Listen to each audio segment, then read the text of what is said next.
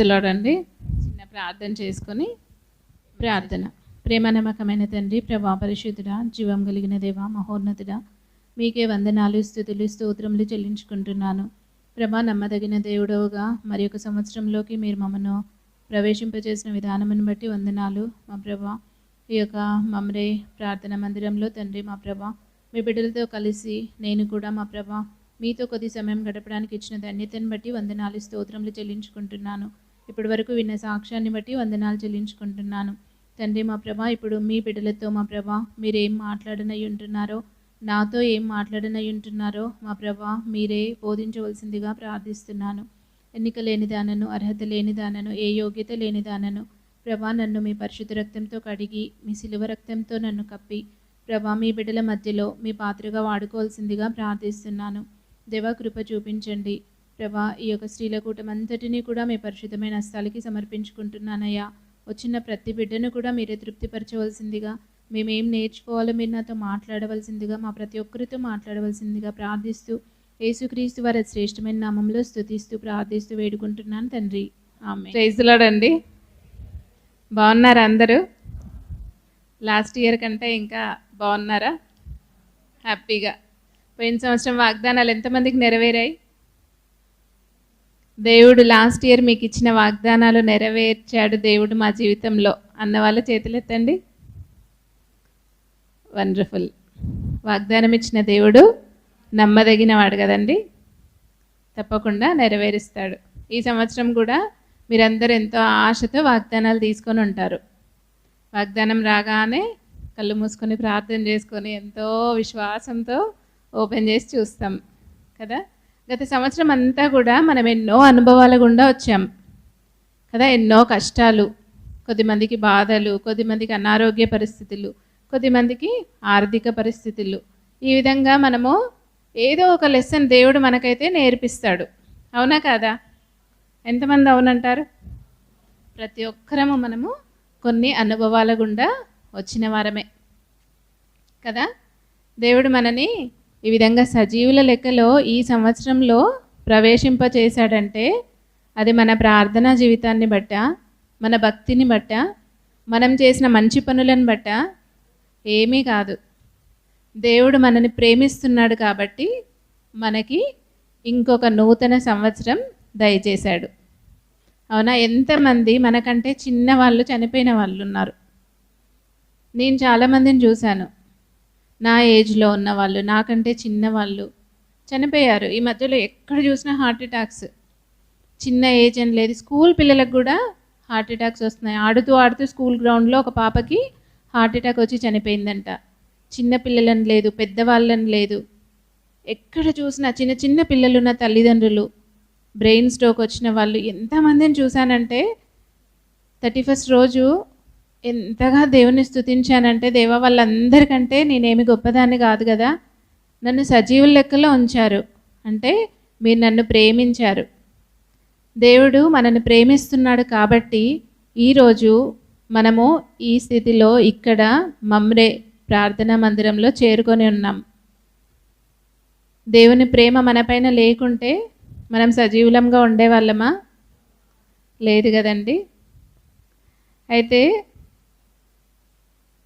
Every time ఒక స్త్రీ గురించి మనము నేర్చుకుంటూ వస్తున్నాం కదా. బైబిల్లో జ్ఞానవంతురాలు ఉన్నారు, జ్ఞానం లేని వాళ్ళు ఉన్నారు. జ్ఞానం గల స్త్రీ తన ఇల్లు కట్టుకొను అని చెప్పిన రీతిగా మనము ఎవ్రీ టైం ఒక స్త్రీ గురించి ధ్యానిస్తూ ఉన్నాం. అన్న నాకు చెప్పినప్పుడు నవంబర్ మంత్లో అనుకుంటా, డిసెంబర్లో. అయితే నేను అప్పటి నుంచి చాలా బిజీగా ఉన్నాను. చర్చ్లో సెమీ క్రిస్మస్ ఒకటి పెట్టుకున్నాము.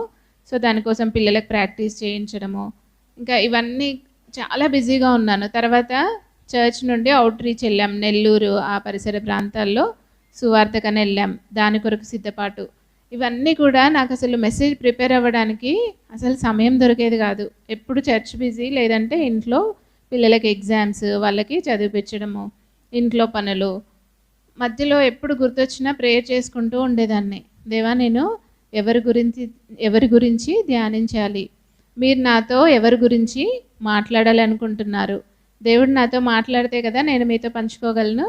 దేవుడు నేను నేర్పించమని అడుగుతూ ఉంటాను. దేవా, ఎవరి ద్వారా మీరు నాకు ఏం నేర్పించాలనుకుంటున్నారు అని ఎవ్రీ టైం అడుగుతూ ఉన్నాను. నేను కొన్ని ఆలోచనలు చేసుకుంటూ ఉన్నాను. దేవా, దెబోరా గురించి మాట్లాడాలా, యాయేలు గురించి మాట్లాడాలా, కొత్తగా ఎవరి గురించైనా నేను మాట్లాడాలా అని చెప్పి దేవుని నేను అడుగుతూ వస్తున్నాను. కొంత సమయం తీసుకొని ధ్యానించేదాన్ని, కానీ సమాధానం వచ్చేది కాదు. అలా ఎవరి గురించి, ఏ స్త్రీ గురించి నేను బైబిల్ తీసుకొని ధ్యానించినప్పటికీ కూడా నాకు సమాధానం రావట్లేదు. ఇంకా న్యూ ఇయర్లోకి ఎంటర్ అయిపోయాం. క్రిస్మస్ బిజీ ఇవన్నీ అయిపోయాయి. న్యూ ఇయర్లోకి ఎంటర్ అయిపోయాము. న్యూ ఇయర్ బిజీ అయిపోయింది. ఇంకా నాకు చాలా బాధ అవుతుంది. దేవా, టైం దగ్గరకు వచ్చేస్తుంది, 13th నుంచి మీటింగ్స్, ఇంకా మీరు నాకు ఏ విషయంలో కూడా సమాధానం ఇవ్వలేదు. అక్కడున్న బిడ్డలందరితో నేను ఏం మాట్లాడాలి, ఎవరి గురించి మాట్లాడాలి, మీరు నాతో మాట్లాడండి అని ఒకరోజు చాలా బాధతో ప్రేయర్ చేసుకుంటూ ఉన్నాను. అప్పుడు దేవుడు నాకు ఒక రెఫరెన్స్ గుర్తు చేశాడు. ఒక్కసారి చూడండి, ప్రకటన గ్రంథము 2వ అధ్యాయము 4వ వచనం ఎవరైనా చదవండి. అయినను మొదట నీకుండిన ప్రేమను నీవు వదిలితివని నేను మీ మీద తప్పు ఒకటి మోపవలసి ఉన్నది. చాలండి. ఈ వాక్యం నాకు విన్నప్పుడు మొదట ఉన్న ప్రేమ లేదంట. ప్రేమ గురించి దేవుడు మాట్లాడాలని నాతో హెచ్చరిస్తూ వచ్చాడు. అవును కదా, దేవుని బిడ్డలంగా, విశ్వాసులంగా మనందరికీ ప్రేమ అవసరం. మనము దేవుని ప్రేమను పొందుకుంటున్నాం కాబట్టే ఈరోజు సజీవుల లెక్కల్లో ఉన్నాం. మరి ఒక సంవత్సరంలోకి దేవుడు మనల్ని నడిపించాడు. దేవుడు మనని ప్రేమిస్తున్నాడు కాబట్టే మనము రక్షింపబడ్డాం. అయితే దేవుడు నాకు ప్రేమ గురించి గుర్తు చేస్తున్నాడు. అయితే ఎవరిని ప్రేమించాలి, ఎందుకు ప్రేమించాలి, ఎలా ప్రేమించాలి, దేవుడు నాకు ఈ రిఫరెన్స్ ఎందుకు గుర్తు చేశాడని నేను ప్రార్థనలో ధ్యానిస్తూ ఉన్నాను. అప్పుడు దేవుడు మరలా నాకు ఒకటి వచనం గుర్తు చేశాడు. రండి నాతో పాటు. లూకా సువార్త 11వ అధ్యాయం, లూకా సువార్త 10వ అధ్యాయం 27వ వచనం.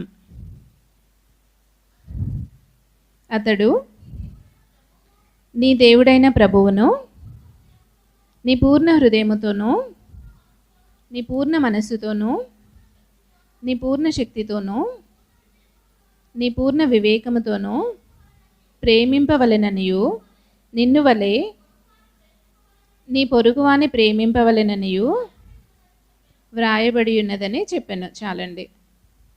దేవుడు తన శిష్యులతో చెప్తున్నాడు కదా ఈ మాట. పూర్ణ హృదయముతో, పూర్ణ మనసుతో, పూర్ణ శక్తితో, పూర్ణ వివేకముతో దేవుణ్ణి ప్రేమించాలంట. ఇది ఆజ్ఞ అండి. ఇదేదో చేస్తే చెయ్యండి, లేదంటే లేదు కాదు. దేవుని ఆజ్ఞలన్నింటిలో ప్రధానమైనది కూడా కదా. నిన్ను వలె నీ పొరుగువారిని ప్రేమించమనేది అది ప్రధానమైన ఆజ్ఞ. అయితే మొదటగా మనం ఎవరిని ప్రేమించాలంట? దేవుణ్ణి ప్రేమించాలంట. మన పూర్ణ మనస్సుతో, మనస్ఫూర్తిగా దేవుణ్ణి ప్రేమించాలంట. ఎంతమంది మీలో దేవుణ్ణి ప్రేమిస్తున్నామని చెప్పగలరు? చాలామంది దేవుణ్ణి ప్రేమిస్తున్నాం. కానీ ఏ విధంగా మనం ప్రేమిస్తున్నామో, ఎలా ప్రేమించాలో చూద్దాం. దేవుణ్ణి ప్రేమించడం అంటే, సరే, ఎవరైనా మనము ఒకరిని ప్రేమిస్తున్నామని ఎలా వాళ్ళకి ఎక్స్ప్రెస్ చేస్తాం, ఎలా వ్యక్తపరుస్తాం? ఏదో ఒకటి ఇస్తాం, వాళ్ళతో మాట్లాడడానికి ఎక్కువగా ఇష్టపడతాం. ఈ 2020 తర్వాత మ్యారేజ్ అయిన వాళ్ళు ఎవరైనా ఉన్నారా? చేతులు ఎత్తండి. 20 తర్వాత, 21, 22, 23 ఈ టైంలో మ్యారేజ్ అయిన వాళ్ళు ఎవ్వరు లేరా ఇక్కడ? వాళ్ళైతే చక్కగా చెప్పేవాళ్ళేమో.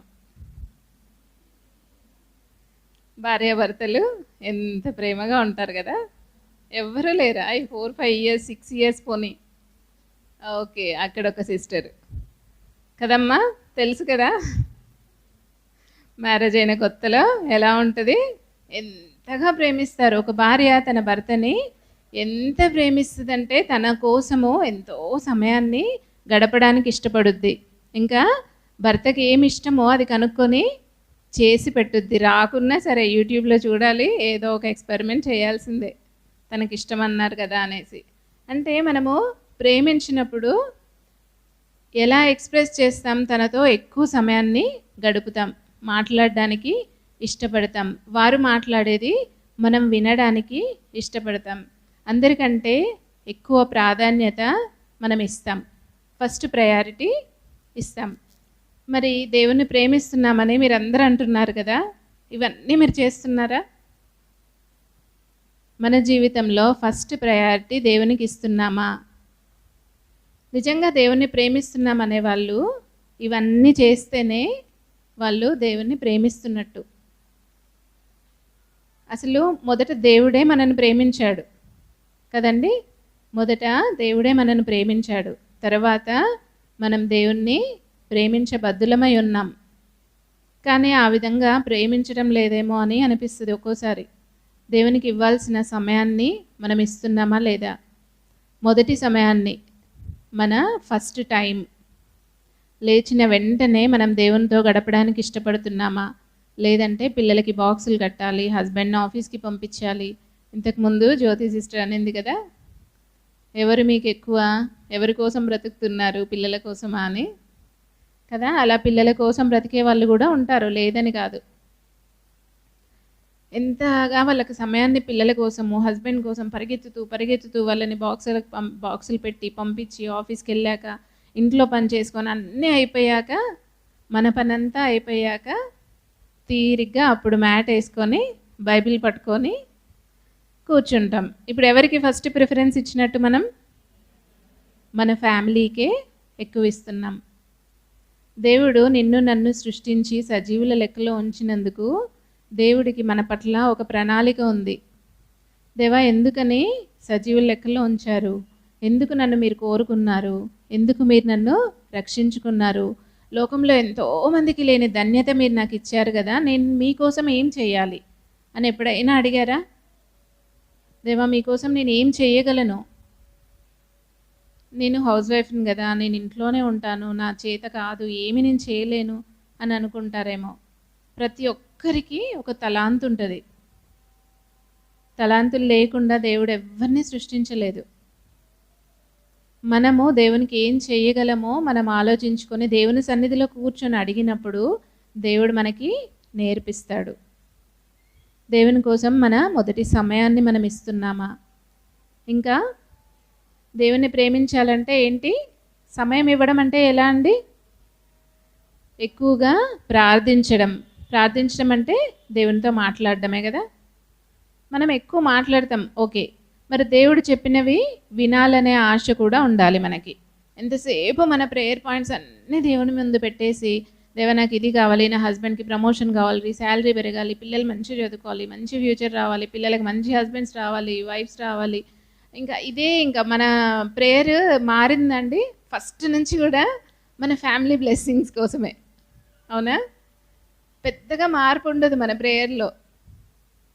ఒక పెద్ద లిస్ట్ పెట్టుకుంటాం, మన ఫ్యామిలీ అందరి గురించి చెప్తానండి. మరి దేవుడు నాతో ఏం చెప్తున్నాడు ఈరోజు దేవుడు నాతో ఏం మాట్లాడాలనుకుంటున్నాడు అని మనం అనుకుంటే బైబిల్ బాగా చదువుతాం. బైబిల్ చదివినప్పుడు దేవుడు ఎన్నో మర్మాలు మనకి బోధిస్తాడు, ఎన్నో రహస్యాలు మనకు చెప్తాడు. మన ఫ్యూచర్ ఏంటో కూడా దేవుడు మనకి వాక్యం ద్వారా చెప్తాడు. మార్నింగ్ శాంతంకులు చెప్పారు కదా, ప్రవచనం ఎక్కడుంటుంది? వాక్యంలోనే ఉంటుంది. దేవుడు మనతోటే బోధిస్తాడు. నాతో అయితే చాలా విషయాలు దేవుడు నాతో మాట్లాడాడు.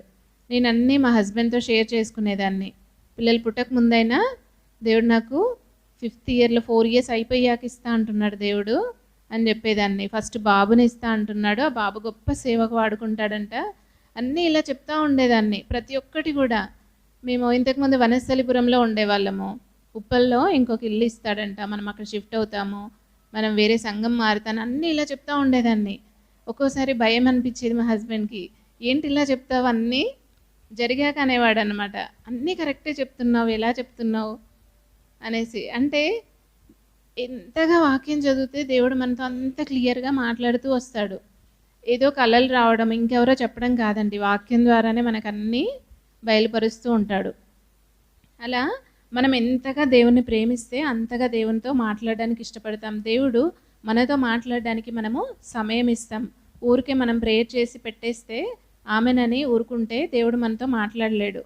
ఎక్కువగా మనము వాక్యాన్ని ధ్యానిస్తూ ఉండాలి. దాన్ని బట్టే ఏమవుతుందంటే దేవుని మనం ప్రేమిస్తున్నామని అర్థమవుతుంది. ఇంకా ఏ విధంగా దేవుని మనం ప్రేమిస్తున్నామని చెప్పొచ్చంటే సంఘ ప్రార్థన. అంటే సంఘం చర్చ్ ప్రేయర్ అనేది చాలా ఇంపార్టెంట్. ఎవ్రీ సండే ప్రేయర్ తర్వాత సంఘ ప్రార్థన అనేది చాలా ఇంపార్టెంట్ అండి.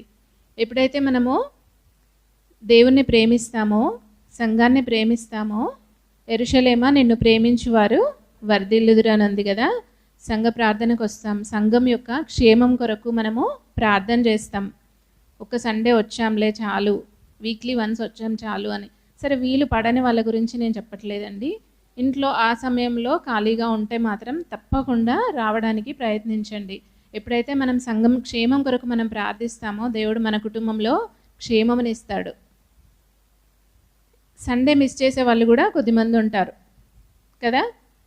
నేను ఎవ్రీ టైం వచ్చినప్పుడు చెప్తా ఉంటాను సంఘం యొక్క ప్రాధాన్యత, కానీ దేవుణ్ణి ప్రేమిస్తే వచ్చే ఆశీర్వాదాలు నాకు పదే పదే దేవుడు ఎక్కడికి వెళ్ళినా కూడా నేను చెప్తూ ఉంటానన్నమాట. అయితే సండే మాత్రం ఎట్టి పరిస్థితుల్లో మిస్ చేయకూడదండి. సంఘానికి రాకుండా మానుకోవడం అనేది ఉండకూడదు.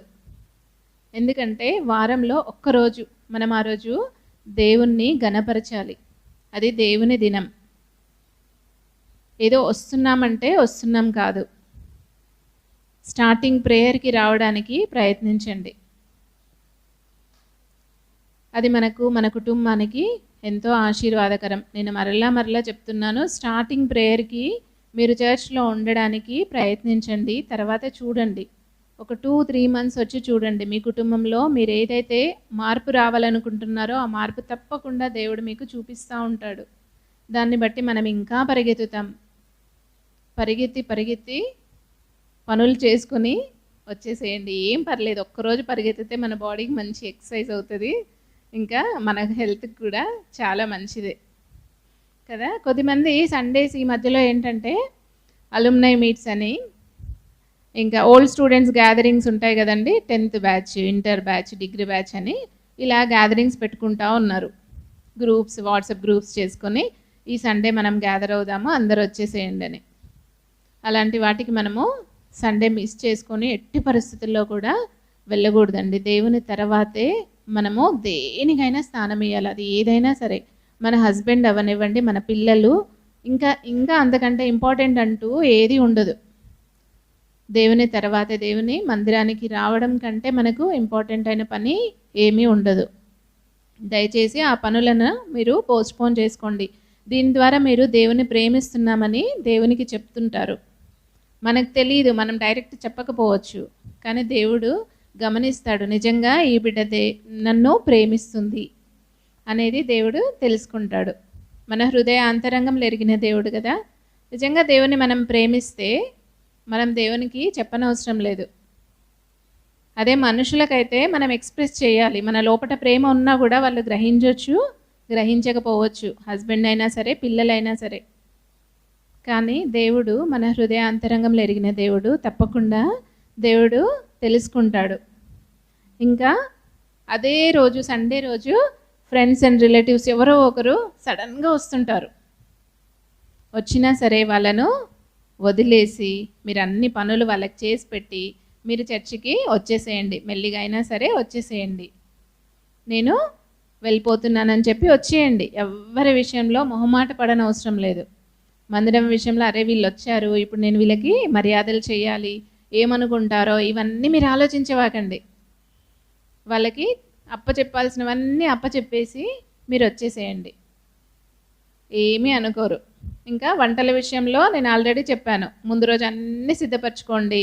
పొద్దున్నే లేచి పరిగెత్తుతూ వంటలు చేసేసి టైంకి వచ్చేసేయండి. దీనివల్ల ఏంటంటే దేవుడు, నిజంగా దేవుణ్ణి మనం ప్రేమిస్తున్నామని మనము ధైర్యంగా చెప్పగలము. దేవునికి కూడా తెలుసు, మన అంతరంగం తెలుసు కాబట్టి ఇప్పుడు నన్ను ప్రేమిస్తుంది అని. అయితే ఈ విధంగా చేయడం వల్ల ఆల్ నైట్ ప్రేయర్స్ అయినా సరే, చర్చ్ ప్రేయర్ అయినా సరే, ఫాస్టింగ్ ప్రేయర్స్, ఈ సంఘంలో ఉన్న ప్రతి ఒక్కరి కొరకు మనం ప్రేయర్ చేస్తూ ఉంటే మనకు అది క్షేమము, అది లాభము మనకి కదా. ఇతరుల కొరకు ప్రార్థన చేయడం అనే ధన్యత అందరికీ రాదు. మనం సంఘానికి వచ్చినప్పుడే వాళ్ళని చూసినప్పుడు వాళ్ళ గురించి ప్రార్థన చేస్తాం. ఇప్పుడు మీరు రాలేదనుకోండి, మీ గురించి కంపల్సరీ ప్రేయర్ చేయాలని ఏమీ లేదు. మేము అలాగే చేస్తుంటాం జనరల్గా. చర్చ్ ప్రేయర్కి వెళ్తాము. ఒకవేళ రాని వాళ్ళు ఎవరైనా ఉంటే, వాళ్ళకి అనారోగ్య పరిస్థితులు ఉంటే రారు కదా, అలాంటి వాళ్ళు మాకు ప్రేయర్ రిక్వెస్ట్లు ఇస్తారు, వాళ్ళ కోసం ప్రార్థన చేస్తాం. ఇంకా టైం ఉంటే ఏం చేస్తాం, అక్కడ కూర్చున్న వాళ్ళందరి కొరకు ప్రార్థన చేస్తాం. మనం రావడం వల్ల అది మనకి బెనిఫిటా కాదా? కదండి. అందరూ మన కుటుంబం కొరకు ప్రేయర్ చేస్తారు, మనం అడిగినా అడగకున్నా. మీ పిల్లలు 10th చదువుతున్నారనుకోండి, ఇంటర్ చదువుతున్నారనుకోండి, దేవా పలానా సిస్టర్ వాళ్ళ పాప ఎగ్జామ్స్ దగ్గరికి వస్తున్నాయి, ఆ పాపకి మీరు తోడుగా ఉండండి. మనం వచ్చాం కాబట్టి మన కోసం ప్రేయర్ చేశారా లేదా? చేశారు. అలాగే మనము అన్ని ప్రార్థనలకు రావడానికి ఇష్టపడాలి. ఇది మన కోసం కాదు, మన లాభం కోసం కాదు. మనం ఎప్పుడైతే యెరూషలేమును ప్రేమిస్తామో అప్పుడు మనము వర్ధిల్లుతామంట. ఇంకా దేవుని ప్రేమించే వాళ్ళకి సామెతలు 8:21, సమయం లేదు కాబట్టి నేను రెఫరెన్స్లు నేనే చదువుతాను. సామెతలు 8:21 ఏముంటుంది? నన్ను ప్రేమించు వారిని ఆస్తికర్తలుగా చేసేదను, వారి నిధులను నింపెదను. మనం అంతా కష్టపడేది ఏమంటారు? కోటి తిప్పలు కూటి కొరకంట కదా. ఏదో సంపాదించుకోవాలని, ఏదో చేయాలని ఎంతో కష్టపడతాం. దేవుణ్ణి వదిలి కూడా, దేవునికి సమయం ఇవ్వకుండా కూడా కష్టపడతాం. కానీ దేవుణ్ణి ప్రేమిస్తే మనము ఆస్తికర్తలుగా చేస్తాడంట దేవుడు. ఆత్మీయంగా కానీ, ఆర్థికంగా కానీ, అన్ని విధాలుగా కూడా దేవుని ప్రేమించిన వాళ్ళని దేవుడు ఆస్తికర్తలుగా చేస్తానంటున్నాడు. ఇంకా వారి నిధులను నింపుతాడంట. ఎంత మంచి బ్లెస్సింగ్ వర్డ్ కదండి. ఇంకా మనం దేవుణ్ణి ప్రేమించకుండా ఉంటామా? ఉండలేము. ఇంకా రోమా 8:28లో ఏమని రాయబడి ఉంటుందండి? ఆయన ప్రేమించు వారికి, సంకల్పం చొప్పున పిలువబడిన వారికి సమస్తము మేలు కలుగుటకై సమస్తము సమకూడి జరుగును. మనకి ఏది మేలో, ఏది అవసరమో, ఏది మనకు అవసరమో దేవుడు అవి అనుగ్రహిస్తూ ఉంటాడు. ఇంకా మనకన్నీ కూడా సమస్తము సమకూడి జరిగేలా చేస్తాడు. ఎందుకు? దాని స్టార్టింగ్లో ఉన్న రెఫరెన్స్, స్టార్టింగ్లో ఉన్న వర్డ్ ఏంటి? దేవుణ్ణి ప్రేమించే వాళ్ళకి. సో దేవుణ్ణి ప్రేమించినప్పుడు ఈ లోక ఆశీర్వాదాలే కాదు, యాకోబు రాసిన పత్రిక 1:28లో రాయబడి ఉంటుంది, 1:12లో జీవ కిరీటం కూడా ఇస్తాడంట. ఈ లోక ఆశీర్వాదాలే కాదండి, జీవ కిరీటం. మనం ఆత్మీయంగా ఎంతగా పోరాటపడేది, ఆత్మీయంగా ఎంత ఆశపడేది దేని కొరకు? జీవ కిరీటం కొరకు. దేవుణ్ణి ప్రేమిస్తే చాలు మనకి జీవ కిరీటం వస్తుంది. ఎన్ని ఆశీర్వాదాలు ఉన్నాయి కదా. దేవుణ్ణి ప్రేమిస్తే మనము వర్ధిల్లుతామంట, ఇంకా ఆస్తికర్తలుగా చేస్తాడంట, ఇంకా నిధులను నింపుతాడంట, ఇంకా మేలు కలుగజేస్తాడంట, చివరిగా జీవ కిరీటం కూడా ఇస్తాడు దేవుడు. ఇంకా చూస్తే చాలా రెఫరెన్సెస్ ఉన్నాయి. అయితే మొదటగా మనం ఎవరిని ప్రేమించాలంట? దేవుణ్ణి ప్రేమించాలంట. అదే రిఫరెన్స్లో లూకా 10:27 మనం ఇప్పుడు చదివాం కదా. దేవుణ్ణి ప్రేమించాక ఇంకా ఎవరిని ప్రేమించమంటున్నాడు? నిన్ను వలె నీ పొరుగు వారిని ప్రేమించమంటున్నాడు. మరి మన పొరుగు వారు ఎవరండి? పొరుగువారు ఎవరు? మన చుట్టూ ఉన్న వాళ్ళు, మన ఇంట్లో వాళ్ళు, ఫ్యామిలీ మెంబర్స్, మన రిలేటివ్స్, ఇంకా మన కాలనీలో ఉన్న వాళ్ళు, చర్చ్లో మన చుట్టూ ఉన్న వాళ్ళందరూ కూడా మన పొరుగు వాళ్ళే. మరి మన పొరుగు వాళ్ళని ప్రేమిస్తున్నామండి? ఎవ్వరు అందరినీ ప్రేమించలేం కదా అంటాం కదా. అందరినీ ప్రేమించలేం కదండి. ఒక్క హృదయం, ఒక్క హార్ట్ ఇంతమందిని ప్రేమించాలంటే ఎలా అవుతుందండి? ప్రేమించగలం. దేవుడు మనని ఎలా ప్రేమించాడు? పక్షపాతం చూపించాడా ప్రేమించే విషయంలో? ధనికులను ఒకలాగా, దరిద్రులను ఒకలాగా, ఇంకా మన వాళ్ళు కాని వాళ్ళు, రిచ్, ఇంకా ఇలా మనకెన్నో డిఫరెన్సెస్ ఉంటాయి. మరి దేవుడు అలా డిఫరెన్సెస్ చూపిస్తే మనం దేవుని ప్రేమలో ఉండేవాళ్ళమా? ఈరోజు సజీవులంగా ఉండేవాళ్ళమా? కాదు కదండి. అంత గొప్ప దేవుని ప్రేమను మనం పొందుకుంటున్నప్పుడు అదే ప్రేమను మనం ఇతరులకు ఎందుకు చూపించలేకపోతున్నాం? దేవుని ప్రేమను మనం అనుభవిస్తున్నాం కదా, సంపూర్ణంగా అనుభవిస్తున్నాం. మన విషయంలో, మన పిల్లల విషయంలో, మన కుటుంబ విషయంలో మనము దేవుని ప్రేమను సంపూర్ణంగా పొందుకుంటున్నాం. దేవుడు కొంచెం ఇవ్వట్లే. మీ పక్క వాళ్ళని కొంచెం ప్రేమించి ఆ పక్కన వాళ్ళని ఎక్కువగా ప్రేమించట్లేదు. అందరినీ ఒకటేలా ప్రేమిస్తున్నాడు. అలాంటి దేవుని ప్రేమను మనం కలిగి ఉన్నప్పుడు మనం కూడా అందరినీ ఒకటేలా ప్రేమించాలి. మనము ప్రేమిస్తామని చెప్తాం, కానీ కొన్ని కండిషన్స్ ఉంటాయి. బ్రాకెట్లో కండిషన్స్ అప్లై. మనం ఏదైనా షాపింగ్కి వెళ్ళామనుకోండి, బయట ఏదో ఫ్రీ అని కనిపిస్తుంది. ఒక రైస్ కుక్కరో ఏదో పెట్టేసి ఫోటో, దీంట్లో షాపింగ్ చేసిన వాళ్ళకి ఈ కుక్కర్ ఫ్రీ అంటాడు. అరే అవునా, దీంట్లో షాపింగ్ చేస్తే ఫ్రీయా అనేసి మనం లోపలికి వెళ్తాం. అప్పుడు ఏమంటాడు షాప్ అతను, 5000 షాపింగ్ చేస్తే ఆ కుక్కర్ ఫ్రీ అండి. అవన్నీ బయట చెప్పరు, మనకి దగ్గరికి వెళ్తే కానీ తెలుస్తుంది. అలాగే మనం అందరినీ ప్రేమిస్తున్నామని చెప్తాం, మన దగ్గరికి వస్తే కానీ వీళ్ళు ఎంత ప్రేమిస్తున్నారు, ఎలా ప్రేమిస్తున్నారు, ఎవరిని ఎలా ప్రేమిస్తున్నారు అనేది మనకు తెలుస్తుంది కదా. మన అత్తగారి సైడ్ అయితే ప్రేమ ఎంత ఉంటుందండి,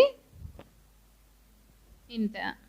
తల్లిగారి సైడ్ అయితే కొద్దిమంది అలా ఉంటారండి, అందరూ కాదు. దేవుని బిడలంగా మనం అలా ఉంటామని చెప్పటం లేదు, కొద్దిమంది అలా ఉంటారు. అందరినీ ఒకటేలా ప్రేమించడం అనేది అది దేవుని ప్రేమ. ఎందుకు చెప్తున్నానంటే, ఈ మధ్యలోనే ఒక సిస్టర్ నాతో చెప్పింది, వాళ్ళ వదిన దగ్గరికి వెళ్తే అంతా సపరేట్గా చూస్తుందంట. తను ఆడపడుచు అన్నమాట. ఆమెకు వేరే సపరేట్ బాత్రూము, వాళ్ళు పైన ఉంటారు, కింద స్టెప్స్ కింద బాత్రూంలో స్నానం చేసి రావాలి. వాళ్ళకి సపరేట్ ప్లేట్స్, వాళ్ళకి సపరేట్ బెడ్షీట్స్.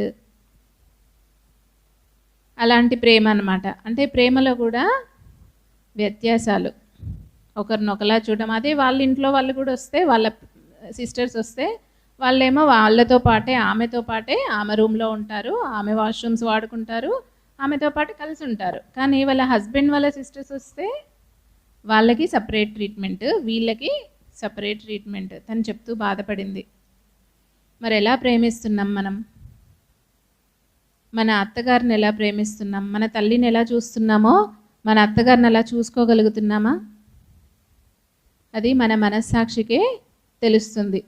ఒక పెద్ద ఆవిడ నాతో చెప్తూ ఏడుస్తుంది, అమ్మ నా కొడుకు ప్రతి నెల నాకు డబ్బులు పంపించడు, చాలా కష్టంగా అనిపిస్తుంది. కానీ వేరే కొడుకు పంపిస్తాడు. ఆమెకి ఇంకో కొడుకు ఉన్నాడు, 3 కొడుకులు ఉన్నారు, ఇంకో కొడుకు పంపిస్తాడు, కాబట్టి నేను మెయింటైన్ చేస్తూ ఉన్నాను. కానీ ఇంకో కొడుకు చాలా ధనవంతుడు, అయినా కూడా రెగ్యులర్గా ఏం పంపించాడు. ఎప్పుడైనా కనిపిస్తే కొంత డబ్బులు చేతిలో పెడతాడు, అంతేగాని ఉన్నాయా లేవా, మనీ అవసరం ఏమైనా ఉందా అని ఏ రోజు కూడా అడగడమ్మా. మా కోడలు అలా అడగనివ్వదు, ఇవ్వనివ్వదు అని చెప్తూ తను బాధపడింది, పెద్ద ఆవిడ. మనకి శాలరీస్ వస్తాయి, శాలరీ కొంచెం లేట్ అయిపోతే మనము గిలగిలా కొట్టుకుంటాం కదా. అరే ఈ ఖర్చులు ఉన్నాయి, ఆ ఖర్చులు ఉన్నాయి, పిల్లల ఫీజులు కట్టాలి, రెంట్ పే చేయాలి, పాలోడికి కట్టాలి, కరెంటు బిల్లు, ఎన్నో అవసరతలు కదా. 1 కాదు 2 కాదు, ఒక ఫ్యామిలీ అన్నప్పుడు చాలా అవసరతలు ఉంటాయి. మరి ఆ పెద్ద ఆవిడకి శాలరీ ఏమన్నా వస్తుందా? లేదు. పిల్లలు ఇచ్చిన అమౌంట్తో ఆమె ఫ్యామిలీ తను ఆ మంత్ అంతా కూడా పోషించబడాలి. అలాంటప్పుడు అవి కూడా డిలే చేస్తే ఎంత బాధపడతారు కదండి. మనకు అత్తలు మామలు ఉంటారు కాబట్టి స్త్రీలముగా ఇవన్నీ మనము నేర్చుకోవాలని చెప్తున్నాను. కొద్దిమంది ఇలాంటివి షేర్ చేసుకున్నప్పుడు చాలా బాధ అనిపిస్తుంది.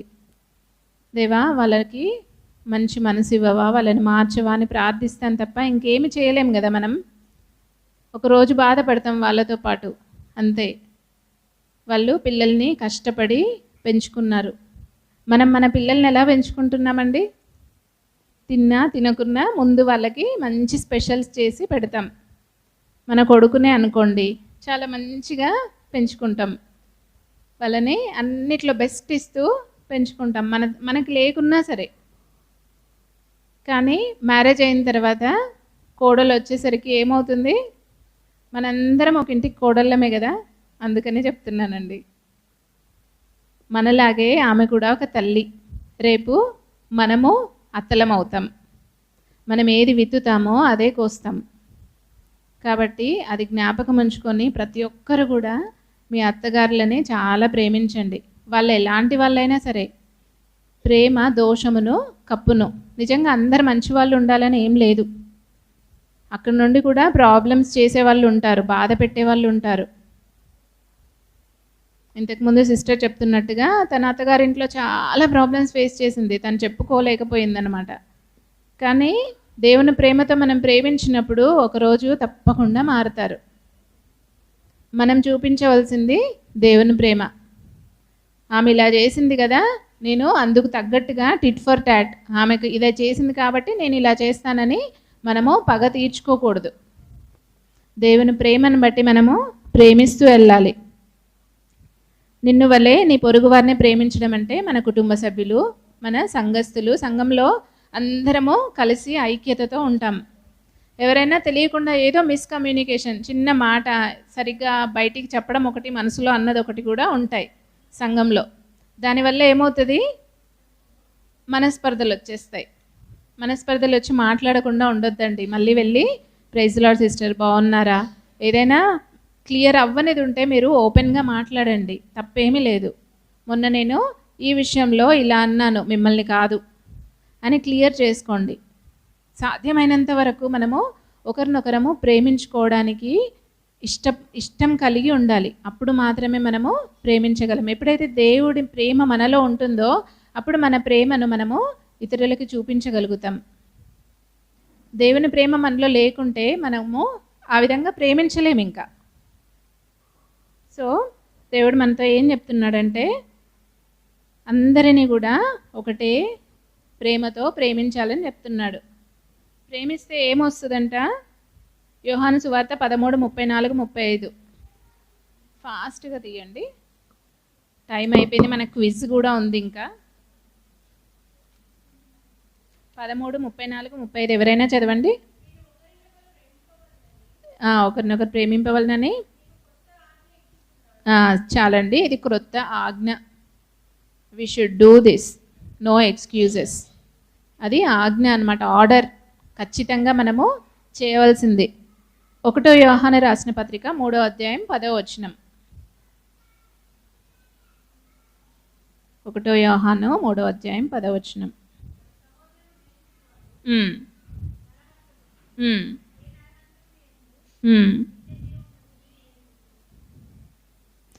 10 ఏమందంటే, తన సహోదరుని ప్రేమింపని ప్రతివాడు దేవుని సంబంధులు కారు. 3:10లో ఏముంది, ప్రేమింపని వాళ్ళు ఎవరంట, దేవుని సంబంధులు కారంట. దేవుని సంబంధులు కాని వాళ్ళు ఎవరండి, దుష్టుని సంబంధులు కదా.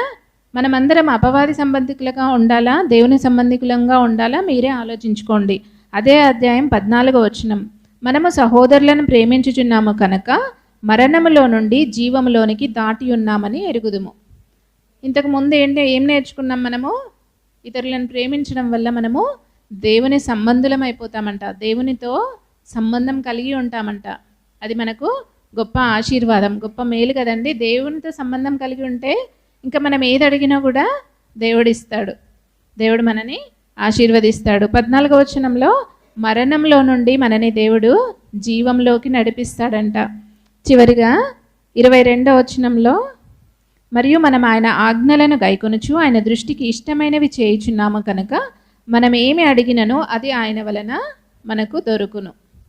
ఇది ఆజ్ఞ కదా, ఈ ఆజ్ఞను పాటిస్తే ఏమవుతుందంట, మనం ఏది అడిగినా కూడా దేవుడు ఇస్తాడంట. ఊరికే మనం రోజంతా ప్రార్థన చేయడం కంటే దేవుని ఆజ్ఞలు పాటించి ఒక్కసారి దేవుణ్ణి అడిగి చూడండి, దేవుడు ఇస్తా అంటున్నాడు. ఏది అడిగినా కూడా ఇస్తా అంటున్నాడు. ఇంత గొప్పగా దేవుడు ఆశీర్వదిస్తానంటున్నప్పుడు మన పొరుగు వారిని ప్రేమించకుండా ఉంటామా మనము? ఉండం కదా.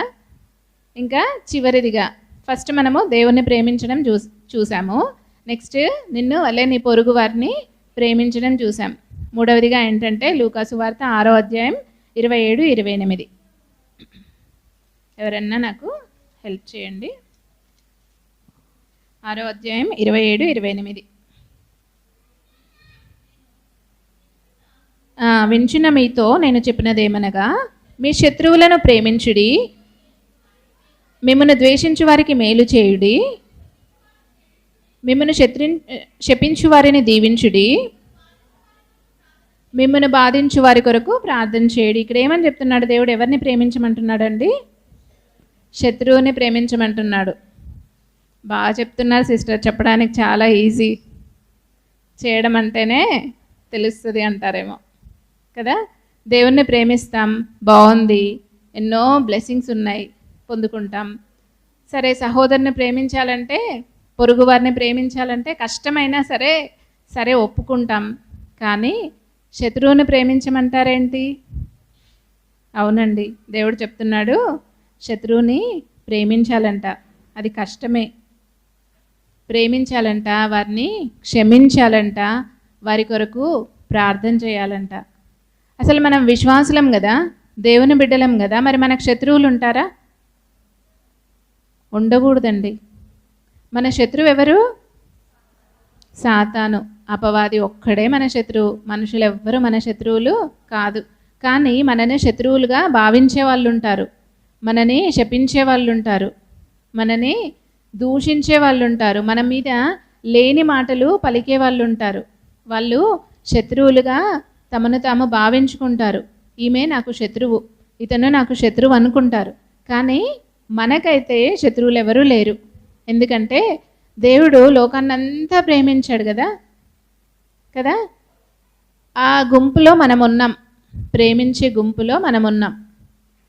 మరి మనము ఇతరులని అందరినీ ప్రేమించాలని ఇంతకు ముందే నేర్చుకున్నాం. పొరుగువారిని ప్రేమించాలి, నిన్ను వలె నీ పొరుగువారిని ప్రేమించాలి. మరి శత్రువు కూడా మన పొరుగువాడే కదా. అలాంటప్పుడు తను శత్రువు కాదు, పొరుగువాడు. అలాంటప్పుడు ఏం చేస్తాం? మనము పొరుగువారిని ఎలా ప్రేమించాలో అలాగే ప్రేమిస్తాం. తన కొరకు ప్రార్థన చేయాలి, భారం కలిగి కన్నీటితో ప్రార్థించాలి. దేవా, నేనైతే నా మనసులో ఏమీ లేదు, తన పట్ల శత్రుత్వం లేదు, కోపం లేదు. ఎవరైనా సరే, మన ఫ్యామిలీ మెంబర్స్ కావచ్చు, ఎవరైనా మనల్ని శత్రువుగా భావిస్తే వారి కొరకు మనము కన్నీటితో ప్రార్థన చేయాలి, క్షమించాలి. మీకు దావీదు షిమీ గురించి తెలుసు కదండి. దావీదు గొప్ప రాజు, తనతో సైన్యం ఉంది. తను అబ్షాలోము చేత తరమబడి అరణ్యంలో వెళ్తున్నప్పుడు షిమీ ఏం చేస్తాడండి? శపిస్తాడు, చీపో చీపో అంటాడు. భయంకరమైన శాపాలు పెట్టుకుంటూ పక్కనే వస్తూ ఉంటాడు. అప్పుడు దావీదు ఏమన్నా కోప్పడ్డా? దావీదు పక్కనున్న వాళ్ళకి బాగా కోపం వచ్చింది. ఏంటి రాజా, వీళ్ళు ఇలా మాట్లాడుతున్నారు, నా కత్తితో ఒక్కటి నరికానంటే వాళ్ళు చనిపోతారు, నాకు ఆజ్ఞ ఇవ్వండి, నాకు పర్మిషన్ ఇవ్వండి అనేసి అడుగుతారు. కానీ దావీదు ఏమంటాడు? వద్దు, మీరు ఏమీ అనొద్దు. దేవుడు తనను ఆ విధంగా నన్ను శపించడానికి అనుమతించాడేమో. దేవుని అనుమతి లేనిది దేవుని బిడ్డల జీవితంలో ఏమీ జరగదు. మిమ్మల్ని శత్రువుగా వాళ్ళు భావిస్తున్నారు అంటే దేవుడు అనుమతించాడేమో. వారి కొరకు మీరు ప్రార్థించాలని, ఇంకా వారి కొరకు వారిని ఎక్కువగా ప్రేమించాలని, అందరికంటే ఎక్కువగా ప్రేమించాలని దేవుడు మీకు అలా అనుమతించాడే. కానీ వాళ్ళు మీ శత్రువులు కాదు. ఎవరైతే మిమ్మల్ని బాధ పెడుతున్నారో, ఎవరైతే మీ గురించి లేని మాటలు చెప్తున్నారో వాళ్ళని ఎక్కువగా ప్రేమించండి, అందరికంటే ఎక్కువగా ప్రేమించండి. తప్పకుండా ఒకరోజు మారుతారు. దావీదు జీవితంలో అదే జరిగింది. షిమీ ఏం చేశాడు? మరలా వచ్చి సాష్టాంగపడి నేను చేసింది చాలా పొరపాటని ఒప్పుకున్నాడు. నిన్న నేడు నిరంతరం ఏకరీతిగా ఉన్న దేవుడు కదా. ఆ రోజు చేసిన గొప్ప కార్యము ఈరోజు కూడా మన జీవితంలో దేవుడు చేస్తాడు కదండి. అప్పుడు ఎలా అయితే తిరిగి వచ్చి క్షమాపణ కోరాడో, అదేవిధంగా మనని శత్రువులుగా భావించే వాళ్ళు కూడా తప్పకుండా ఒకరోజు వచ్చి మేము మిస్అండర్స్టాండ్ చేసుకున్నాం, మేము తప్పుగా బిహేవ్ చేశాం మీతో, మీరు మా కొరకు ప్రార్థిస్తున్నారు, మా మేలు కోరేవాళ్ళు, కానీ మేము అర్థం చేసుకోలేదని తప్పకుండా ఒకరోజు వస్తారు. కానీ మనం ఏం చేయాలి? ఇలా జరగడానికి మనం ఏం చేయాలి? వాళ్ళని క్షమించాలి, ప్రేమించాలి. అది చేయలేకపోతున్నాం కాబట్టే ఇప్పటికీ వాళ్ళు ఇంకా మన దగ్గరికి రావట్లేదు. ఎందుకంటే దేవుని ప్రేమని మీరు వాళ్ళకి చూపించలేకపోతున్నారు. అంత్య దినాల్లో ఉంటున్నామండి మనం. ఏ రోజు ఏమవుతుందో తెలియదు, ఎప్పుడు ఉంటామో ఎప్పుడు ఉండమో తెలియదు. దేవుని రాకడైనా రావచ్చు, లేదంటే మన పోకడైనా రావచ్చు, ఏదైనా ముందుండొచ్చు. కానీ తీర్పు దినంలో మనం దేవుని ఎదుట నిలబడ్డప్పుడు దేవుడు అడిగిన ప్రశ్నకి నువ్వెందుకు తనతో మాట్లాడలేదు, ఇంతకాలం నువ్వు తనని ఎందుకు క్షమించలేదు, తనని ఎందుకు ప్రేమించలేకపోయావు అన్నప్పుడు మనం ఏం చెప్పగలమండి? మనము శత్రువును కూడా ప్రేమించే బిడ్డలంగా మనం ఉండాలి. అలా ఉన్నప్పుడు దేవుడు మన విషయంలో ఎంతో సంతోషిస్తాడు కదండి. మనం ఏం నేర్చుకున్నాం? ఈ చిన్న టాపిక్ అంతే, నేను ఎక్కువ ఏమీ చెప్పదలుచుకోలేదు. ఈసారి దేవుడు నాతో దేవుని ప్రేమ గురించి, ఇతరులను ప్రేమించే విషయంలో దేవుడు ప్రతి ఒక్కరితో మాట్లాడమని చెప్పాడనమాట. సో నేను అదొకటి మాత్రమే ప్రిపేర్ అయ్యాను. దేవుణ్ణి ప్రేమించాలి మొదటగా, రెండవదిగా పొరుగు వారిని ప్రేమించాలి, చివరిగా మన శత్రువును కూడా ప్రేమించాలి. అప్పుడు దేవుడు మనం ఏది అడిగితే కూడా అది ఇస్తాడంట. మనం ఆత్మీయంగా ఎదగాలి, ఆర్థికంగా ఎదగాలి, అన్ని విషయాల్లో ఉన్నతంగా ఉండాలంటే దేవుడు మనకి తప్పకుండా ఏదైనా అనుగ్రహిస్తాడండి. అనుగ్రహించడని ఎవరైనా చెప్పగలరా అని వాక్యంలో ఉంది కదా. దేవుని బిడ్డలంగా మనం ఏది అడగడానికైనా రైట్ ఉంది. ఎందుకంటే మన తండ్రి. ఈ లోకరీతిగా తల్లిదండ్రుల దగ్గరికి వెళ్ళి అడిగితేనే ఒక 100 రూపీస్ అడిగితే 50 రూపీస్ ఇస్తాడు, చిన్నపిల్లలు అడిగినా కూడా. అలాంటిది మన కొరకు ప్రాణం పెట్టిన దేవుడు, మన కొరకు తన రక్తాన్ని అంతా కాచిన దేవుడు, విలువ పెట్టి మనని కొనుక్కున్న మన కన్న తండ్రి, అంత గొప్ప దేవుణ్ణి, అంత గొప్ప తండ్రిని మనము ఏదైనా అడగడానికి మనం ధైర్యంగా ముందుకు రావాలంటే దేవుని ఆజ్ఞలు మనం పాటించినప్పుడు దేవుని దగ్గరికి ధైర్యంగా వచ్చి అడగగలము. దేవా నేను నీ బిడ్డను కదా. పిల్లలు చూడండి, పేరెంట్స్ దగ్గరికి వచ్చి ఎంత ధైర్యంగా అడుగుతారు. వేరే వాళ్ళ దగ్గరికి వెళ్ళి అడగగలరా? లేదు. మనకు ఆ స్వతంత్రం ఎప్పుడు వస్తుంది? మన తండ్రి అన్నప్పుడు. మరి మన దేవుని విషయంలో మనం తండ్రిగా భావిస్తున్నటువంటి దేవుని దగ్గర అడగడానికి మనం ధైర్యంగా ముందుకెళ్ళాలంటే దేవుని ఆజ్ఞలు పాటించే వాళ్ళంగా మనం ఉన్నప్పుడు ధైర్యంగా ముందుకెళ్ళి దేవుని సన్నిధిలో అన్నీ పొందుకోగలం. ఈ క్రొత్త సంవత్సరంలో ఇంకా మనము జనవరిలోనే ఉన్నామంటే న్యూ ఇయరే కదండి. ఈ క్రొత్త సంవత్సరంలో మనం తీర్మానం చేసుకుందామా? దేవా నిన్ను ఎక్కువగా ప్రేమిస్తాను. లాస్ట్ ఇయర్ నేను ఎక్కువగా ప్రేమించలేకపోయాను, మీ ఆజ్ఞలను పాటించలేకపోయాను, మీ మందిరాన్ని ప్రేమించలేదు, మీ సహవాసాన్ని ప్రేమించలేదు, మీ యొక్క పనిని ప్రేమించలేదు. మందిరంలో పని చేయడానికి, మందిరంలో పరిగెత్తుకుని రావడానికి, మందిరంలో ఉన్న ప్రతి అవసరతల కొరకు ప్రార్థించడానికి నేను పరిగెత్తలేదు దేవా.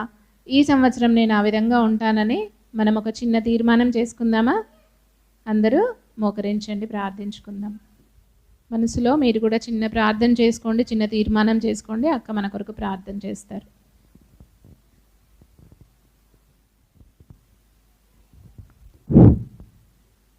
వాక్యం కొరకు అనుముల జ్యోతి సిస్టర్ వచ్చి ప్రేయర్ చేస్తారు.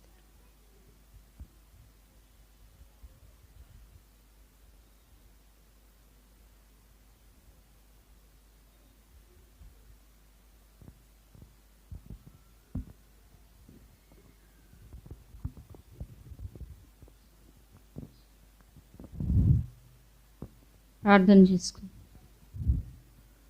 ప్రేమగల నాయన, జీవం కలిగిన తండ్రి, పరిశుద్ర, నీకు వందనాలు స్తోత్రాలు చెల్లించుకుంటున్నాను. ఇంతవరకు మమ్మల్ని ప్రేమించి నీ పాద సన్నిధిలో కూర్చోటానికి మాకు ఇచ్చినటువంటి సమయాన్ని బట్టి కూడా నీకు వందనాలు స్తోత్రాలు చెల్లించుకుంటున్నాం తండ్రి. ప్రార్థించిన రీతిగా దేవా, మరి ఈ 3 దినాల కూడికల్లో ఎంతో మేలు చేశావు, అందుని బట్టి నీకు వందనాలు. మాతో ఎంతగానో మాట్లాడావు ప్రభా, నీకు వందనాలు స్తోత్రాలు చెల్లించుకుంటున్నాను. ఈ నూతన సంవత్సరంలో దేవా, మరి నాయన గతించిన సంవత్సరం అంతా అనేకమైన ఇరుకులు ఇబ్బందులు ఎన్నో కలిగినప్పటికి కూడా దేవా, నీ అపారమైన కృపను బట్టి, ప్రేమను బట్టి వాటన్నిటి నుంచి తప్పించి ఈ 25వ సంవత్సరాన్ని మాకు దయాకిరీటంగా ఇచ్చావు, అందుని బట్టి నీకు స్తోత్రాలు. ఈ సంవత్సరం మా కొరకు కాక నీ మహిమను కనపరిచే వారంగా ఉండాలని మాకు గుర్తు చేశావు. నీ కొరకు బ్రతకాలని, నీ పని కొరకు మేము జీవించాలని, నీ నీతిని నీ రాజ్యాన్ని మేము వెదకాలని ప్రభా గుర్తు చేస్తూ వచ్చావు. నీ కొరకు ఆత్మను సంపాదించే వారంగా ఉండాలని మరి గత 2 దినాలుగా మాట్లాడుతూ వచ్చావు. మోషే జీవితాన్ని మా ముందు ఉంచావు. మోషే నీ మహిమను కనపరచమని అడిగాడు. మేము కూడా దేవా నీ మహిమను కనపరచమని అడిగేవారంగా ఉండాలని నాతో మాట్లాడావు ప్రభా, అందుని బట్టి నీకు స్తోత్రాలు. స్త్రీల కుడికలో కూడా మాట్లాడుతూ వచ్చావు దేవా.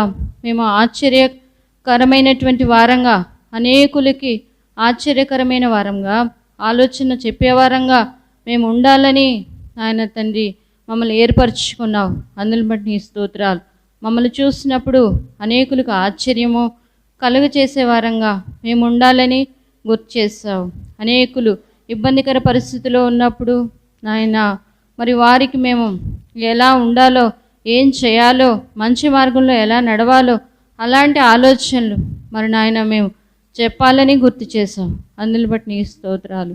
ఈ దినం ప్రభువా మరి స్త్రీల కొడుకులో మేము నిన్ను ప్రేమించాలని గుర్తు చేశావు. దేవుని ప్రేమించే వారికి అనగా ఆయన సంకల్పం చొప్పున పిలువబడిన వారికి మేలు కలుగుటకై సమస్తము సమకూడి జరుగుతాయని గుర్తు చేశావు. నిజముగా నిన్ను ప్రేమించే వారిని ఆస్తికర్తలుగా చేసి వారి యొక్క ధననిధులు నింపుతానన్నావు. అందుని బట్టి నీ స్తోత్రాలు.